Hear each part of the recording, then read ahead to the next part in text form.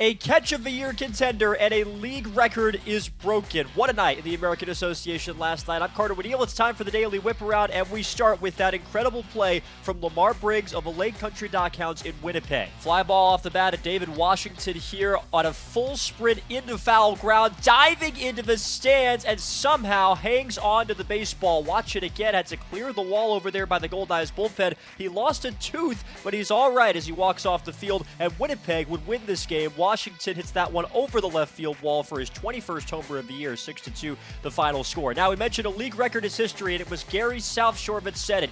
15 stolen bases. Tom Walraven, Jesus Mariaga, and Nate Scantlin each had 4 steals of their own, 2 from Michael Woodworth, 1 from Victor Nova, and it adds up to the most steals in a single game of any team in the history of the league, and they'd erase a 4-run deficit and win the game. 7th inning, LG Castillo with a tie-breaking 2-run single, 10-9 the final score, a historic win for Gary South Shore. Kane County taking on the Milwaukee Milkmen. Check out the catch from Brian Torres for Milwaukee, ranging back up in the air and crashing into the wall. Well done in center, but Kane County would win it, and guess who? Jimmy Kerrigan, his league-leading 24th homer of the season, continuing to bolster his Player of the Year case. He has had an incredible year for Kane County, and that would help bolster Weston Muir, who got the start for the Cougars. 6 strong innings, 2 runs, 1 earned. He would strike out 8. Kane County beats the Milkmen 5-2. Sioux City victorious over Chicago last night. They got their own great pitching performance from Patrick Leday. 7 innings, just 2 runs allowed. He would earn the win for Sioux City on the home turf at Lewis and Clark Park. And in the 9th inning, Thomas McElraith strikes out the side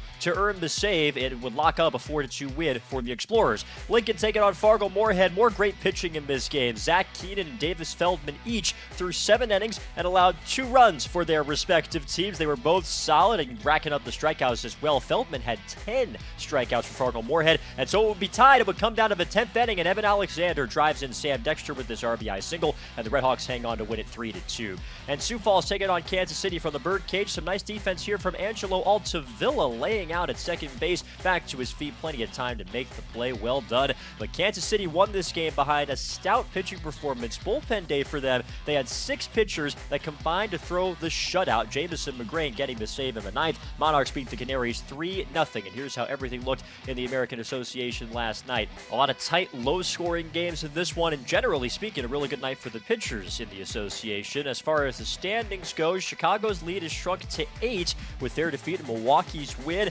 and Cleburne and Gary South Shore are only a half game apart for the final playoff spot now. In the West Division standings, Kansas City up 2 games on Fargo Moorhead for the 1 seed. Lincoln and Sioux City, that gap has closed 2. It's down to 2 games for the final playoff spot out west. And today in the American Association, plenty of Sunday afternoon action for you. We'll see what Kane County and Milwaukee can do, and see if Jimmy Kerrigan maybe runs into one at 1 p.m. Gary South Shore at Cleburne is the nightcap. The winner of that game will be in a playoff spot come tomorrow.